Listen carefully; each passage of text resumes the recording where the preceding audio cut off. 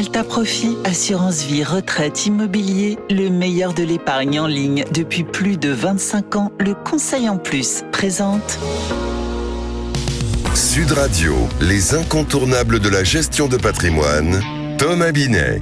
Et nous sommes, comme tous les jeudis soirs, avec notre consultante Catherine Baudenot, directrice marketing, offre et communication chez Alta Profit, pour parler gestion de patrimoine. Bonsoir Catherine. Bonsoir Thomas. Nous allons connaître une situation inédite pour les épargnants. Pour la première fois depuis sa création en 1969, le plan d'épargne logement va connaître des fermetures automatiques et massives. Alors, que faire de l'argent récupéré ? On va faire le point avec vous Catherine ce soir, mais pour commencer, pourquoi cette vague de clôture ? Non, effectivement, et c'est un sujet qui est très concret et très court terme. Donc attention, si vous détenez un plan épargne logement, il est possible qu'il se clôture automatiquement dans les semaines qui viennent. En cause, c'est une évolution réglementaire qui plafonne désormais la durée maximale des PEL à 15 ans. Mais alors du coup, quels sont précisément les PEL concernés et quelles étaient leurs conditions également ? En fait, il s'agit de tous les PEL qui ont été souscrits à partir du 1er mars 2011. À l'origine, les plans n'avaient aucune durée maximale. On pouvait les détenir aussi longtemps qu'on le souhaitait.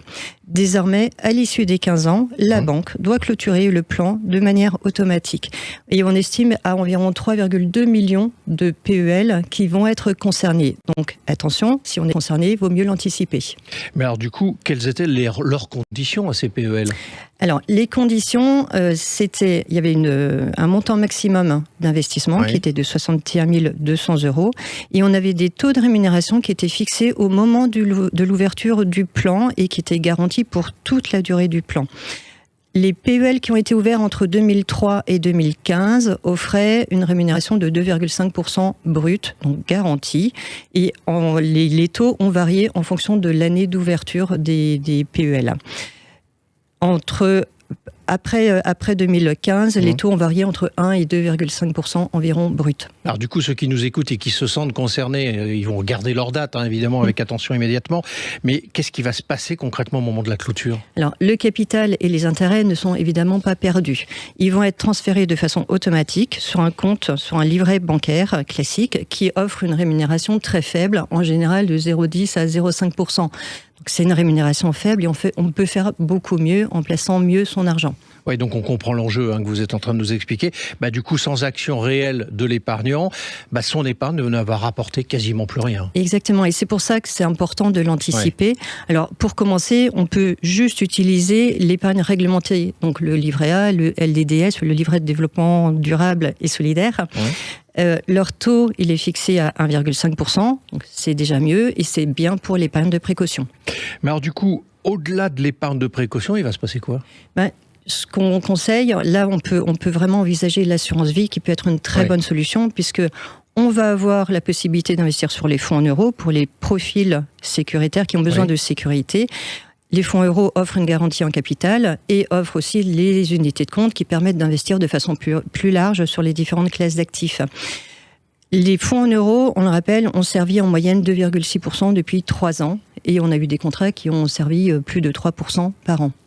Mais alors du coup, l'assurance vie va rester, selon vous, une réponse adaptée après la clôture d'un PEL ?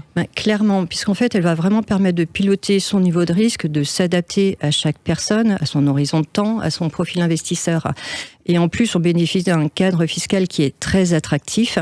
Et la richesse de l'offre financière permet vraiment de bâtir une allocation sur mesure pour chaque profil.